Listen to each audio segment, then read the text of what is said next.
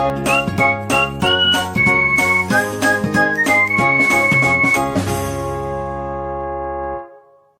And welcome to bouncing knowledge. Web designing series के HTML5 video tutorials में आपका स्वागत है।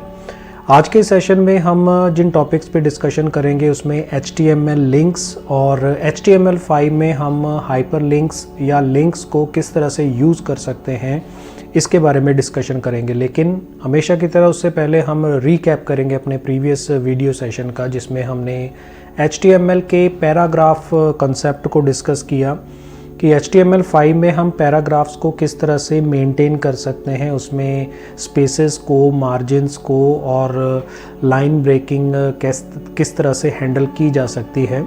तो ये हमारा प्रीवियस वीडियो सेशन का टॉपिक था। आई होप कि आपको ये कॉन्सेप्ट अच्छी तरह से क्लियर हो गया होगा। तो चलिए आगे बढ़ते हैं आज के टॉपिक की ओर, जिसमें हम डिस्कस कर रहे हैं HTML लिंक्स। लिंक या हाइपरलिंक जो है वो एक्चुअल में एक कनेक्शन है जो आपको एक वेब रिसोर्स से किसी दूसरे रिसोर्स पर लेकर जाता है। लिंक की हेल्प से यूज़र्स क्या कर सकते हैं, एक पेज से किसी दूसरे पेज पे या फिर एक सर्वर से दुनिया में पूरे वर्ल्ड में किसी भी सर्वर पर जो है शिफ्ट हो सकते हैं। तो इसमें हाइपरलिंक जो है उसमें एक्चुअली दो एंड होते हैं जिनको हम एंकर्स कहते हैं।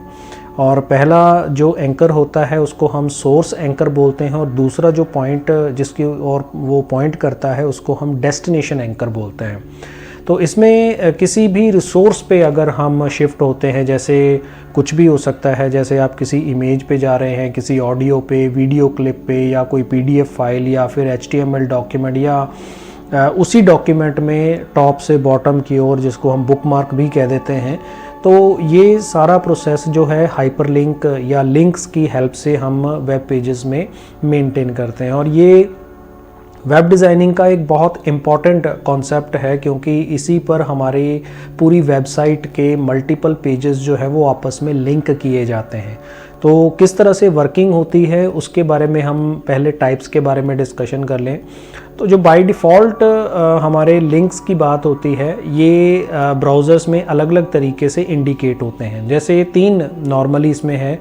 अगर कोई लिंक जो है जिसको अभी तक विज़िट नहीं किया गया है तो वो अंडरलाइंड रहेगा और उसका कलर ब्लू रहता है। ऐसे ही अगर आपने किसी लिंक को विज़िट कर लिया है तो उसका कलर जो है वो चेंज होके पर्पल हो जाता है। और अगर हम किसी लिंक को एक्टिव दिखाना चाहते हैं तो उसके लिए हम उसे जो इंडिकेट किया जाता है ब्राउज़र में, वो रेड कलर से इंडिकेट किया जाता है। तो ये कुछ लिंक के टाइप्स हैं, जिसमें आइडेंटिफिकेशन टाइप्स आप इसको कह सकते हैं, जिससे कि हम पहचान सकते हैं कि ये लिंक किस तरह से वर्क कर रहा है। ऐसे ही अगर हम कोड की बात करें तो सिंपली अगर हमें लिंक क्रिएट करना है तो लिंक क्रिएट करने के लिए हमें क्या करना है, href का यूज़ करना है और फिर उसके बाद हम उसे इम्प्लीमेंट कर सकते हैं। जैसे हमारे पास यहाँ पे एक ऑफिस नाम की फ़ाइल है और उसे हम इसके अंदर किस तरह से इम्प्लीमेंट कर सकते हैं कि जब हम उस पर क्लिक करेंगे तो पिक्चर पे भी लिंक बनाया जा सकता है, किसी टेक्स्ट पर भी लिंक बनाया जा सकता है। तो ये हमारे ऊपर डिपेंड करता है कि हम उसे किस तरह से इम्प्लीमेंट करते हैं। तो इसका आउटपुट किस तरह से जनरेट होगा, यहाँ पर आप देख सकते हैं कि जैसे हम गूगल सर्च पे क्लिक करेंगे तो यहाँ पर गूगल का सर्च इंजन ओपन हो जाएगा, और अगर हम पिक्चर पे क्लिक करेंगे तो ये पिक्चर पूरे ब्राउज़र में शो हो जाएगी। और अगर हम इस बाउंसिंग नॉलेज पे क्लिक करेंगे तो हमारी जो वेबसाइट है बाउंसिंग नॉलेज की, वो इसके अंदर ओपन हो जाएगी। तो चलिए इस प्रोग्राम को हम प्रैक्टिकली इम्प्लीमेंट करके देखते हैं कि ये किस तरह से वर्क करेगा। तो हम Notepad++ के अंदर यहाँ पर अपना प्रोग्राम इम्प्लीमेंट करेंगे। तो हम यहाँ पे सबसे पहले तो पैराग्राफ टैग यूज़ कर रहे हैं और इसमें एंकर टैग हमने यूज़ किया। href के अंदर हमने सपोज़ यहाँ पे दिया https://www.google.com। ये हमने इसका एड्रेस इसके अंदर दिया और यहाँ पे हम दे रहे हैं गूगल सर्च, ये हमने इसके अंदर स्पेसिफाई कर दिया। फिर उसके बाद हम एक एंकर यहाँ पे हमने यूज़ किया href, और इसमें हमने एक पिक्चर जो है हमारे उसी फोल्डर में जहाँ पर हम ये फाइल्स सेव कर रहे हैं, उसी फोल्डर में ऑफिस नाम की एक पिक्चर है, जिसको हमने यहाँ पे स्पेसिफाई कर दिया। और यहाँ पे लिंक जो हम इसमें क्रिएट कर रहे हैं वो लिंक इस तरह से क्रिएट होगा। इसमें हम IMG_SRC पिक्चर लगा रहे हैं और इसमें हमने दिया office.jpg और इसमें ऑल्ट हम यूज़ कर रहे हैं और इसमें वर्किंग ऑन लैपटॉप, ये हमने एक अल्टरनेट मैसेज इसके अंदर स्पेसिफाई कर दिया।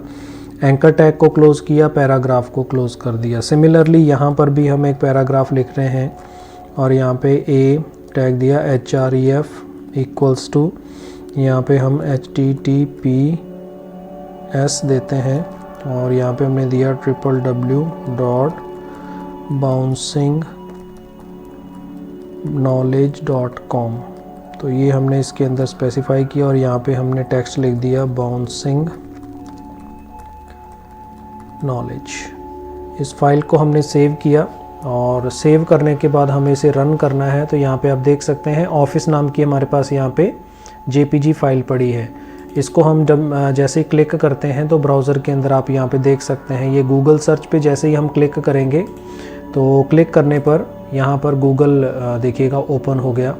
ऐसे ही बैक करते हैं, यहाँ पे हमने पिक्चर पे क्लिक किया तो यहाँ पे आप देख सकते हैं कि ये पिक्चर ओपन हो गई। ऐसे ही अगर हम इस बाउंसिंग नॉलेज पे क्लिक करते हैं तो यहाँ पे आप देख पाएंगे कि हमारी बाउंसिंग नॉलेज की जो वेबसाइट है वो यहाँ पर ओपन हो गई है। तो इस तरह से हम लिंक पे कैसे वर्क करते हैं ये हमने इसके अंदर यहाँ पर डिस्कस किया है। इसी के बाद नेक्स्ट कॉन्सेप्ट आता है कि अगर आपको टारगेट्स सेट करने हैं लिंक के लिए तो टारगेट एट्रीब्यूट क्या करता है, हमारे ब्राउज़र को ये बताता है कि वो पर्टिकुलर जो लिंक्ड डॉक्यूमेंट है उसे कहाँ पर ओपन करना है। तो 4 तरह के टारगेट्स हम डिफ़ाइन कर सकते हैं HTML5 में और ये जो टारगेट का नेम होता है ये अंडरस्कोर कैरेक्टर से स्टार्ट होता है। तो इसको किस तरह से इम्प्लीमेंट करते हैं, जैसे फर्स्ट आता है अंडरस्कोर ब्लैंक। इसका मतलब है कि आपका जो लिंक्ड डॉक्यूमेंट है वो एक नई विंडो या नए टैब के अंदर ओपन होगा। तो अगर आप किसी पुराने ऑपरेटिंग सिस्टम पे वर्क कर रहे हैं तो उसके अंदर वो नई विंडो ओपन कर देगा और अगर आप लेटेस्ट ऑपरेटिंग सिस्टम्स पे वर्क कर रहे हैं तो आजकल ब्राउज़र्स में टैब सिस्टम चलता है तो नई टैब के अंदर हमारा जो लिंक्ड डॉक्यूमेंट है वो ओपन होगा। ऐसे ही पेरेंट है, तो पेरेंट नॉर्मली क्या होता है, वही पेज होता है जहाँ पे आप करंटली वर्क कर रहे हैं। तो करंटली जिस पे आप एक्टिव हैं, काम कर रहे हैं, तो ये लिंक्ड डॉक्यूमेंट उसी विंडो में ओपन हो जाएगा, नए टैब पे नहीं, नई एप्लीकेशन में नहीं, उसी जगह पे उसे बैक जैसे अभी हमारे पास एक्टिवेट हुआ था। ऐसे ही तीसरा ऑप्शन आ जाता है सेल्फ का। ये आपका लिंक्ड डॉक्यूमेंट जो है वो सेम विंडो या सेम टैब के अंदर सोर्स डॉक्यूमेंट के साथ ओपन कर देता है। ये बाय डिफ़ॉल्ट यही होता है जो अभी हमने, क्योंकि कोई भी टारगेट स्पेसिफाई नहीं किया था पिछले प्रोग्राम में, तो यही एक्टिविटी परफॉर्म हुई थी। और ये ज़रूरी नहीं है कि आप ये वैल्यू स्पेसिफाई करो, ये ऑटोमेटिकली वर्क करती है। और टॉप क्या होता है, आपका जो डॉक्यूमेंट है लिंक्ड डॉक्यूमेंट वो फुल ब्राउज़र विंडो के अंदर इसके अंदर ओपन हो जाता है। तो इस तरह से हम इन चारों प्रॉपर्टीज़ का यूज़ कर सकते हैं, एट्रीब्यूट्स का यूज़ कर सकते हैं एंकर टैग में। टारगेट प्रॉपर्टी उसको कैसे इंप्लीमेंट करेंगे, इसका कोड आप यहाँ पे देख सकते हैं। यहाँ पे हमने टारगेट टॉप रखा है और इसमें हमने पेरेंट प्रॉपर्टी के अंदर ही उसको स्पेसिफाई किया है और इसके अंदर हमने ब्लैंक में रखा है। तो इसी को हम अपने प्रोग्राम में थोड़ा सा चेंज कर देते हैं, कैसे वर्क करेगा। आउटपुट सेम ही जनरेट होगा, तो इसको हम थोड़ा सा चेंज कर लेते हैं इसी में।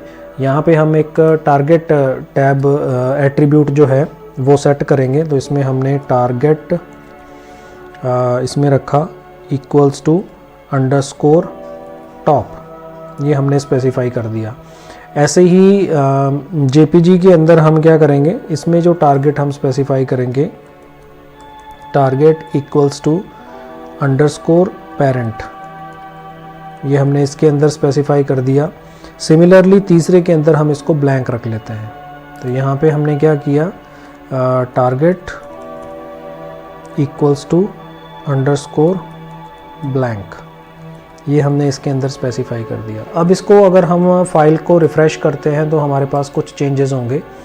तो यहाँ पे चेंजेस क्या होंगे, जैसे इस पर क्लिक किया तो यहाँ पे आप देख सकते हैं कि ये एक नई विंडो सेल्फ और उसमें टॉप में कोई ज़्यादा फ़र्क नहीं है। पूरे विंडो में ये तब काम करता है जब आप फ्रेम्स में काम कर रहे होते हैं, तो ये पूरी विंडो पे ओपन होता है, करंटली उस पर्टिकुलर विंडो के अंदर ओपन नहीं होगा।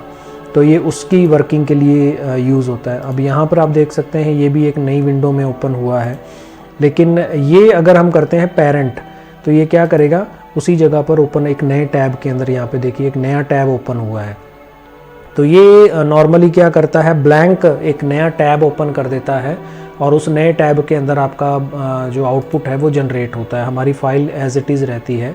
तो इसके अलावा भी हम टारगेट प्रॉपर्टी में जो फ्रेम्स यूज़ करेंगे तो उसके अंदर हम इसको डिस्कस करेंगे। ये नेक्स्ट आगे आने वाले वीडियोस के अंदर ये टॉपिक हमारा एक बार फिर रिविजिट होगा, तो उस समय हम इसके बारे में डिस्कशन करेंगे कि ये कैसे वर्क करते हैं टारगेट्स। तो ये टारगेट प्रॉपर्टी भी हमारे लिंक के अंदर बहुत इंपॉर्टेंट रोल प्ले करती है कि अगर हमें किसी पर्टिकुलर सेक्शन में या किसी पर्टिकुलर लोकेशन पे अपने वेब पेज को या आउटपुट डॉक्यूमेंट को जनरेट करवाना है या लिंक्ड डॉक्यूमेंट को जनरेट करवाना है, तो उसके लिए हम इस प्रोसेस का टारगेट एट्रीब्यूट का यूज़ कर सकते हैं।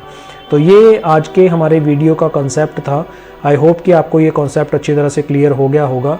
अभी और जारी रहेगा, लिंक से रिलेटेड हमारा एक और वीडियो नेक्स्ट इसी में आने वाला है कि उसमें हम नए टॉपिक्स डिस्कस करेंगे जो लिंक से रिलेटेड हैं। तो stay tune for upcoming videos and always stay blessed.